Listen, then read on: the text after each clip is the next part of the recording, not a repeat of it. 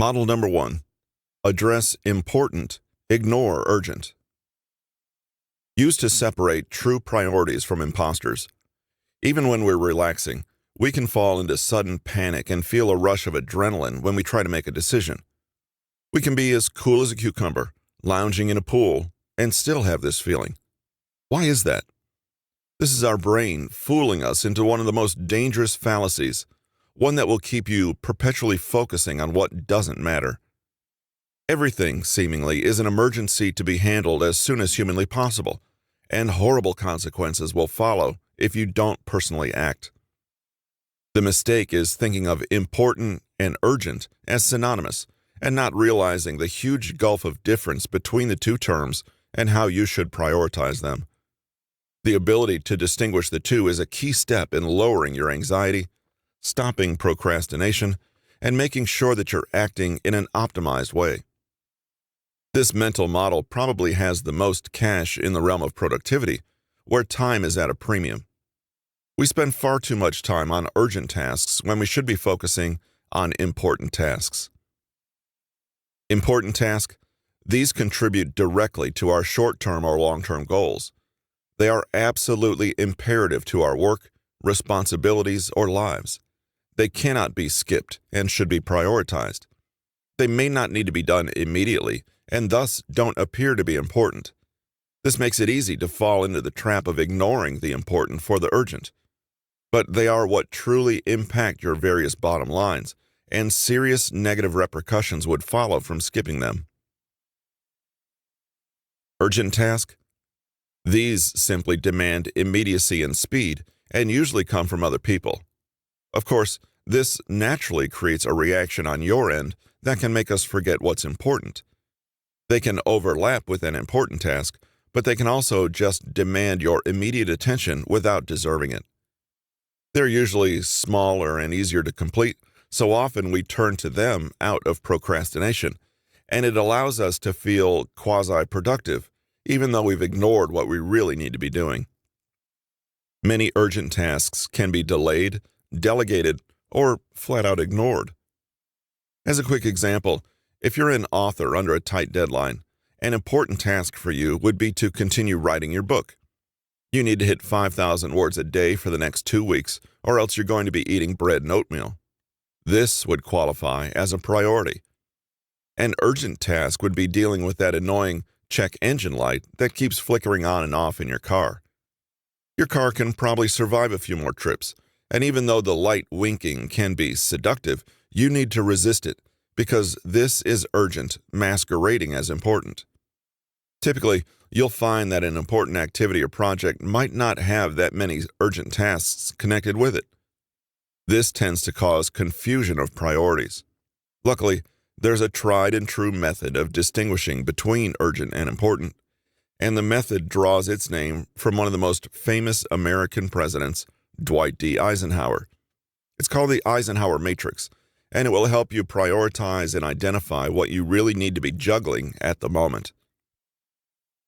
Eisenhower was a 5-star general during World War II, before being elected president and serving 2 presidential terms from 1953 to 1961. In addition to leading the Allied forces to victory in the war, Eisenhower oversaw the creation of NASA, the American Interstate Highway System, and new civil rights legislation while navigating the United States through the Korean conflict and the instigation of the Cold War. To master his impossibly complicated schedule, Eisenhower developed a system that helped him sort his activities and demands into matters that were most important and identify the most vital processes to serve those important elements. It also helped him determine which less essential tasks he could either designate someone else to complete or eliminate entirely. In other words, important versus urgent. Some tasks could lead to new civil rights legislation but never quite appear urgent. Other tasks could appear to be screamingly urgent but would never make a difference either way. Any person, especially one as impactful as the President of the United States, should simply know what matters. Eisenhower's matrix is easy for anyone to employ and goes a long way toward improving efficiency and accomplishment. The template is a simple 2x2 grid divided between important goals and urgent tasks, as seen below. Important tasks. The top row of the matrix represents the most important obligations or responsibilities one has in their life. These are things that require our most mindful and active attention. For work, these might include the most pertinent aspects of our job descriptions: overseeing a budget, managing a long-term project that defines our business, or maintaining constant operations. For personal matters, it could mean directing our health, or that of our loved ones, sustaining a relationship or marriage, selling a house, or establishing a business. Whatever things most impact every other thing in our lives or work are the most important. However, just because something is extremely important doesn't mean every activity that supports it needs to be done immediately. Some can be put on the back burner, indefinitely even. Some aren't even ready to be dealt with, and some depend on other people moving first. In short, you can't do them all right now. That's where the urgency metric comes in. The top row of the matrix is thus divided according to what can happen now and what can be delayed, but must happen at some point in the future. Urgent. Do. Objects in the do quadrant are things that absolutely need to be done post-haste. They must be completed to stave off unfavorable outcomes or uncontrollable circumstances, and the sooner they're done, the less work and more relief there will be in the future. Do tasks typically revolve around deadlines, final term papers, court filings, car registrations, school applications, and so forth. They also include emergencies or activities that need to be completed to avert disaster. Do tasks are best thought of as duties that need to be completed immediately by the end of today or tomorrow at the very latest. They cause anxiety because they're high-effort duties that you dread doing but need to do nevertheless. Not urgent. Plan. Tasks that reside in the second quadrant need to be done at some point, but not necessarily now. The world isn't going to collapse if they're not done today. They're not on a strict deadline to be completed. Still, they have to be done at some point, usually relatively soon, so they need to be scheduled. Planned tasks include setting up a future meeting with a big client, arranging a time for a roof leak to be fixed, studying or reading class materials or work documents, or maintenance duties that cover the long term. Schedule them after the fires are put out. Plan for them in the near future, but not so imminent that it interferes with your truly urgent and important tasks. Planned tasks are also key components of your medium to long-range plans. When you're planning a week or a month in advance, planned tasks should be put on your timetable. The danger with these not urgent tasks is deprioritizing them too much. They're important to keep normal operations afloat, and if they're discarded or forgotten, they may well turn into emergency tasks in short order. Take the check engine light in your car from earlier. Anecdotally, I've driven with that light on for close to a year, and nothing terrible has happened, so even though it's theoretically important, it doesn't demand urgent attention. Not important tasks. The bottom row of Eisenhower's matrix represents tasks that aren't that significant to you personally. That doesn't mean they're unimportant to other people, though it might, but they're activities that might be more appropriate or meaningful for somebody else to finish up. Other people will certainly attempt to present them as important to you, but they're often just projecting their own self-interests. Is there an impact on you? Minimal, if any. The not important tier is also divided up by relative urgency. Urgent, delegate. Perhaps the most befuddling square in this matrix is the not important but urgent box. It perhaps makes the most sense in a work environment.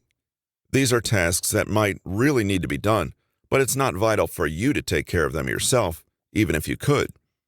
If you did complete them yourself, they might impose on the important items that you absolutely have to do either now or later. For those reasons, items in this box should be eliminated, preferably by being delegated to somebody else. When you're working as the leader of a team, you should be able to find someone else to handle these tasks for you. Not important or urgent tasks can be identified by measuring how vital they are to what's happening now. These can very generally be described as interruptions, phone calls, emails, ongoing family situations, and so forth. During times of inactivity, these all may be important to focus on, but at the moment, they could distract or misdirect you from what you have to get accomplished toward your overall goals. You may be fielding customer support emails, even though you're the CEO of the 100-person company. These customer support emails represent extremely angry and disturbed clients, and they're urgent to everyone involved, except you. There really is no point or importance for you to be involved in this daily minutia, and thus you must eliminate it from your schedule through delegation. Not urgent, eliminate. Finally, there are some activities and functions that are neither important nor time-sensitive to the priorities at hand. What are they even there for? Mostly to distract you or serve as an escape from doing what you need to do. Leisure activity, social media, binge watching, long phone calls, extensive hobby time, and so forth. In the name of efficiency and prioritizing, these things are dead weight. We might not always be optimizing for those things, but it's still helpful to simply know. These are just things that grab your attention for one reason or another and try to force a response. They're even hard to name sometimes because they feel so insignificant and fleeting, but they add up. If you ever want to shock yourself and see how much they add up, install trackers on your phone and computer to see how much time you log on truly useless pursuits. These are the activities you shouldn't account for in your schedule at all, and should only be done when everything else is completed. Only keep items that are important to the bottom line success of your project or life. This doesn't mean you can't ever do them, and you'd be mistaken not to allow yourself a little bit of escapism now and then. But when you're in the middle of other important items that need your attention or oversight, take them off your plate completely. They'll be more meaningful and rewarding when you finish the important tasks anyway. Just because something appears to demand a quick response doesn't mean you should give it. And just because something is slowly ticking in the background doesn't mean you should ignore it. Learn to balance the two for optimal decisions. This has been Mental Models, 30 thinking tools that separate the average from the exceptional, improve decision-making, logical analysis, and problem-solving, written by Peter Hollins, narrated by Russell Newton.